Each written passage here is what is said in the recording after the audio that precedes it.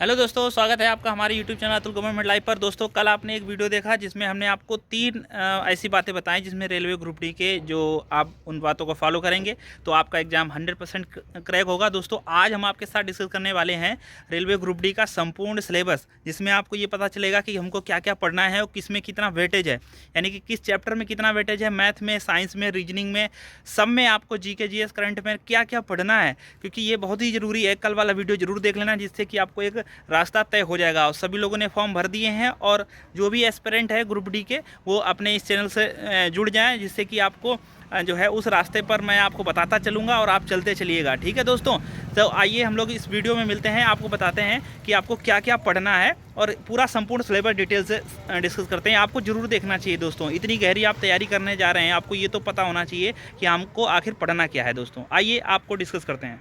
आइए आपके साथ में ये आरआरबी ग्रुप डी 2025 की जो वैकेंसी निकली हैं, इसकी संपूर्ण जानकारी आपके साथ शेयर करते हैं।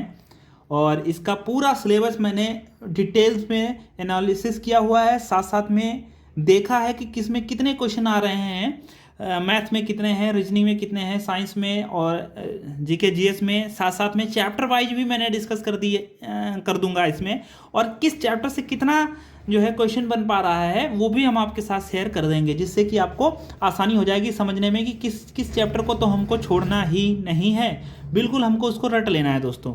तो सबसे पहले तो यहाँ पर कुछ बेसिक चीज़ है वो समझ लेते हैं दोस्तों। तो आप यहाँ पर देख पा रहे होंगे कि तो 2025 की जो वैकेंसी है, इसमें आपको एक सीट लेनी है। उस सीट के लिए दोस्तों सबसे पहले आपको सिलेक्शन प्रोसेस जानना पड़ेगा कि भैया इसमें सिलेक्शन प्रोसेस कैसे है। तो सबसे पहले आपको CBT 1 देना पड़ेगा। क्या देना पड़ेगा? CBT 1। और CBT 1 सॉरी 1 क्या कह लीजिए, या यूँ कह लीजिए सिर्फ एक CBT देना पड़ेगा।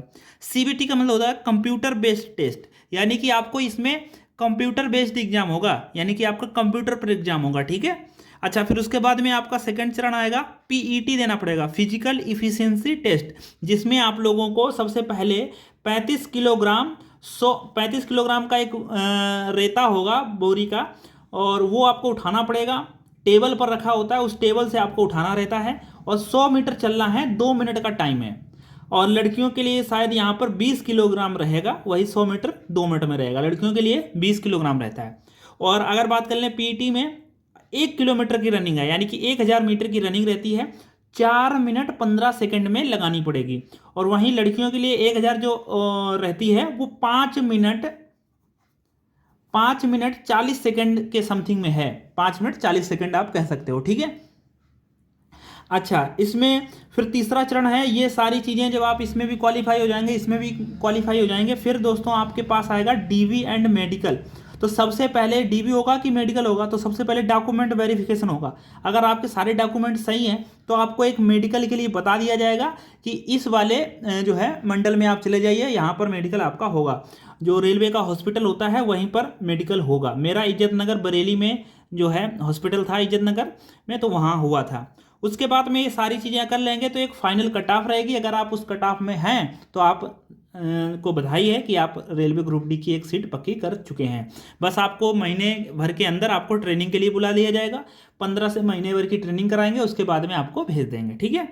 अच्छा, इस सब करने के लिए सबसे पहले आपको जिस रास्ते से गुजरना है वो है सिलेबस। और सिलेबस में क्या पढ़ना है दोस्तों, आपको यहीं से पक्का हो जाएगा कि आपका सिलेक्शन होगा कि नहीं होगा, क्योंकि इस कट ऑफ में नहीं आए तो किसी में भी नहीं आ पाओगे। सबसे पहले आपको इसमें पास करना पड़ेगा, और इसी में पास करना खेल है। यही आप कर ले गए तो आपका समझ लो बेड़ा पार हो गया। इसमें करने के लिए आप लोग ध्यान दीजिए कि सबसे पहले आपको मैथ होनी चाहिए याद, फिर रीजनिंग पता होना चाहिए, फिर साइंस आपको पूरा कंठस्थ होना चाहिए, जो जो बताएंगे हम चैप्टर वो। और GA and current affair, general awareness और करंट अफेयर, GA में क्या क्या पूछा जाएगा वो भी हम आपके साथ डिस्कस कर देंगे। करंट अफेयर में क्या क्या पढ़ना है वो भी हम आपको बता देंगे। और मैथ आपकी आएगी 25 की, रीजनिंग आएगी 30 की, साइंस आएगी 25 की। साइंस को अलग से यहाँ पर दिया गया, रेलवे ग्रुप डी में साइंस अलग से पूछी जाती है, NTPC में अलग से नहीं पूछी जाती है, ग्रुप डी में अलग से पूछी जाती है। और GA एंड यहाँ पर इसका वेटेज कम है, उन लोगों को बधाई जिनको GK GS भी कम याद होती है। तो इसमें देखिए 20 ही क्वेश्चन है। अगर आप इन तीनों कमांड करोगे और इसको भी टाइम से पढ़ोगे तो आपका सिलेक्शन हो जाएगा। अब यहीं पर थोड़ा हम बात कर लेते हैं कि भैया आपको एवरेज ध्यान रखना 80 प्लस का लेकर चलना है। आपके जो रॉ मार्क्स हैं वो 80 प्लस के आप टारगेट लेकर चलेंगे। आप यूं नहीं सोचेंगे, पिछली बार देखो वैकेंसी जो थी वो 1,03,000 थी, जिसमें कट ऑफ जो है 72 से लेकर 60 के समथिंग भी गई है, कहीं पर 60 से कम भी गई है। तो वहाँ पर अलग चीज़ थी, क्योंकि वो 4-5 साल का मामला था, 4-5 साल से भर्ती नहीं हुई थी, और जो उसमें फॉर्म डाले थे वो कहीं कहीं सेलेक्ट हो गए थे अच्छे अच्छे स्टूडेंट। बहुत लोगों ने पेपर नहीं दिया, वो छूट गया कोविड के कारण। और 1,03,000 बहुत बड़ी वैकेंसी थी, आज तक इतनी बड़ी वैकेंसी नहीं आई है, 1,03,000। और तब जाकर इतनी कट ऑफ गई थी, 72 या 72 से कहीं भी ज़्यादा भी गई है कहीं कहीं पे। तो सोचिए तब इतनी कट ऑफ गई थी, जब आपकी 32,000 ही वैकेंसी हैं और 1 साल के अंदर पेपर हो जाएगा, 1-1.5 साल के अंदर, तो आप 80 से ऊपर ही आप सोच कर चलें, ठीक है। अच्छा, फिर आपको यहाँ पर समय कितना मिलेगा? समय दोस्तों मिलेगा यहाँ पर 90 मिनट, और यहाँ पर 100 क्वेश्चन होंगे, 100। और निगेटिव अगर बात कर लें तो दोस्तों यहाँ पर आप देख पा रहे होंगे, निगेटिव जो है दोस्तों 1/3 है। काफ़ी अच्छी निगेटिव है ये, 1/3। 1/4 या 1/5 जब निगेटिव होती है तो हम चांस ले सकते हैं तुक्का लगाने का। इसमें हम ना के बराबर चांस लेंगे तुक्का लगाने का, जितना आ रहा होगा उतना ही सही है, आप यूँ समझ लीजिए। क्योंकि जब आपको लगता है कि मुझे आ रहा है, उसमें भी गलत हो जाते हैं, इसीलिए आपको निगेटिव नहीं करना है। ये तो हम बात बताएंगे जब आप पेपर देने जाएंगे, तब भी हम आपके साथ डिस्कस करेंगे कि कैसे हमें सावधानी बरतनी है। तो ये 1/3 होता है, इसका मतलब 3 क्वेश्चन आपने किए और एक गलत कर दिया, सॉरी, आपने जो है 3 गलत किए और एक सही किया, तो बराबर कहानी हो जाएगी। तो ये सारी प्रोसेस आपको कंप्लीट कर रही हैं। और इस प्रोसेस कंप्लीट करने के बाद में आइए हम आपको डिटेल जो है सिलेबस बता देते हैं, चैप्टर वाइज बता देते हैं किसमें कितना वेटेज है। तो दोस्तों सबसे पहले आप यहाँ पर देखिए मैथ, यानी कि मैथ का सिलेबस देखिए, और पूरा हम आपको यहाँ पर बता देंगे किसमें कितना आ पा रहा होगा, आप देख पा रहे होंगे। इसका आप स्क्रीनशॉट भी ले सकते हैं और आप रख सकते हैं, अपने दीवार पर चिपका सकते हैं कि हमको इस चैप्टर से कितना कितना पढ़ना है और कितने डिटेल में पढ़ना है, कौन कौन से चैप्टर पढ़ना है। तो सबसे पहले है नंबर सिस्टम, जिसको संख्या पद्धति कहते हैं। यहाँ से 2 से 3 क्वेश्चन आ जाएंगे आपको। बोर्ड मास ये नंबर सिस्टम के अंतर्गत ही आ जाता है जब आप पढ़ते हैं। और दशमलव व भिन्न यहाँ पर 2 क्वेश्चन हो गया, औसत का 1 क्वेश्चन हो गया, और एलसीएम एचसीएफ का 2 हो गया, अनुपात समानुपात का 2 क्वेश्चन हो सकता है, प्रतिशत का 2 हो सकता है, लाभ हानि का 1 है, काम और समय का 2 है, साधारण ब्याज और चक्रवृद्धि ब्याज से 1 क्वेश्चन आ सकता है, समय व दूरी से 2 आ सकते हैं, और आयु से 1 आ सकता है, क्षेत्रमिति से 2, और जियो और ट्रिग्नोमेट्री से 1 आ सकता है, और विविधि से 2 आ सकते हैं। तो यहाँ पर आप एक अंदाजा लगा सकते हैं कि किसमें कितना क्वेश्चन आपसे पूछा जाएगा। तो यहाँ पर आप देखिए, यहाँ पर कहीं पर 2 लिखा हुआ है, वहाँ 3 भी पूछा जा सकता है, और कहीं पर 2 लिखा हुआ है, 1 भी क्वेश्चन पूछा जा सकता है। लेकिन इसमें ओवरऑल हम बात करेंगे तो ओवरऑल आपको टोटल 25 क्वेश्चन ही पूछे जाएंगे, यानी कि 25 क्वेश्चन ही पूछे जाएंगे। लेकिन ये जो चैप्टर हमने लिखे हुए हैं, ये चैप्टर आपको पूरी अच्छी तरीके से कवर करने होंगे। और कहाँ से कवर करने हैं, किस यूट्यूब चैनल से कवर करने हैं, किस में फ्री पढ़ा रहा है, ये सारी बातें हम आपके साथ भी अगले वीडियो में बता देंगे। कौन सी बुक लेनी है ये सब पर बता देंगे, बस आप इस चैनल पर बने रहें और सब्सक्राइब कर लें। अब रीजनिंग की बात कर लें, रीजनिंग की तो देखिए दोस्तों, रीजनिंग का सिलेबस हमें यहाँ पर देखिए। एनालॉजी, यहाँ पर आप समझते हैं एनालॉजी, जब आप रीजनिंग देखेंगे तो यहाँ 2 क्वेश्चन हो गया। अल्फाबेटिकल और नंबर सीरीज, यानी कि जो आप सीरीज वाले क्वेश्चन देखते हैं, यहाँ से भी 2 क्वेश्चन या 3 क्वेश्चन आपको देखने मिल सकते हैं। कोडिंग डिकोडिंग के आपको 3 क्वेश्चन तो मिलेंगे। मैथमेटिकल ऑपरेशन जो आपको दिया रहता है, मैथ वाले नंबर, उनसे आपसे क्वेश्चन पूछा जाएगा।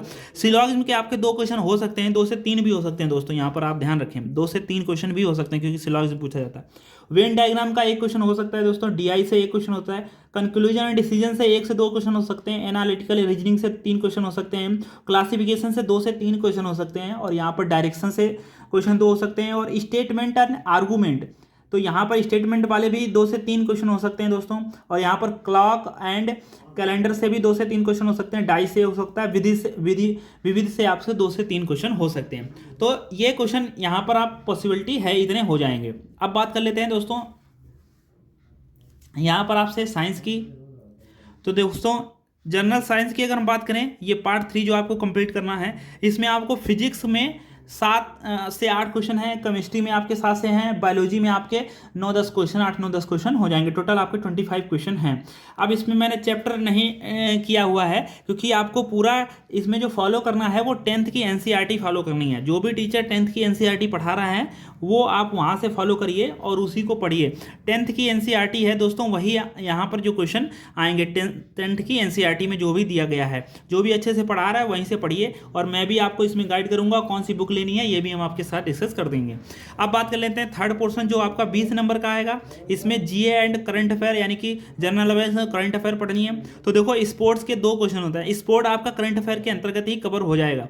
इकोनॉमिक्स में आपको 1-2 क्वेश्चन ही देखने को मिलेगा, ज्योग्राफी में 2 से 3 क्वेश्चन देखने को मिल सकता है, हिस्ट्री में 2 क्वेश्चन देखने को मिल सकता है, पॉलिटी में 1 से 2 क्वेश्चन देखने को मिल सकता है, और करंट अफेयर में आपसे 8 से 10 क्वेश्चन देखने को मिल सकता है। करंट अफेयर के अंतर्गत ही ये स्पोर्ट वगैरह सब आ जाएगा। और विविध में आपको जो भी बचा हुआ है कला संस्कृति और भारत के संबंधित और स्टैटिक जीके और ये इसमें आ जाएगा दोस्तों।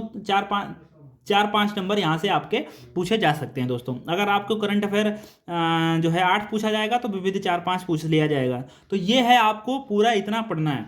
तो आप बताएं दोस्तों कैसा लगा आपको ये पूरा सिलेबस। उम्मीद है आपको समझ में आ गया होगा। अगर इसी पैटर्न को आप फॉलो कर लेंगे और ये पूरा जो है आप लिख लीजिए एक पेज पर, और इस पेज को आप अपने सामने दीवार पर चिपका लीजिए, जिससे कि आपको ये पता रहे कि कौन कौन सा चैप्टर हमारा पढ़ना है। और जो भी पढ़ जाए उस पर आप टिक लगाते जाइए। जैसे आपने मैथ का पहला चैप्टर देखा और आपने देखा कि पहला चैप्टर हमारा कंप्लीट हो गया, तो आप पहले चैप्टर पर क्या कर लेंगे, टिक लगा देंगे। फिर दूसरा कंप्लीट हुआ, दूसरे पर टिक लगा देंगे। जब ऐसे आप देखेंगे कि आपका पूरा सिलेबस जो आपके सामने है, जब आपका पूरा सिलेबस कवर हो जाएगा तो फिर आपको क्या करना है वो भी हम आपके साथ बताएंगे दोस्तों। बने रहिए आप यूट्यूब चैनल पर, सब्सक्राइब कर लें। ज़्यादा वीडियो लंबा ना हो, क्योंकि हमारे पास भी ज़्यादा टाइम है नहीं, ड्यूटी करते हैं, फिर सोते हैं, फिर खाना पीना, ये सब बहुत सारा काम रहता है। बेटू भी हो गए, वो परेशान करता है। तो इसीलिए आप सभी लोग बने रहिए यूट्यूब चैनल को। धन्यवाद, फिर मिलते हैं किसी अन्य वीडियो में। कैसा लगा वीडियो आप सभी लोग हमें कमेंट बताएं, और जो भी आपको डाउट है आप हमें कमेंट करिए, और सारे बच्चों का कमेंट का रिप्लाई हम करते हैं। आपने देखा ही होगा, जो भी पूछना है आप जल्दी से पूछ लीजिए। ठीक है, धन्यवाद दोस्तों।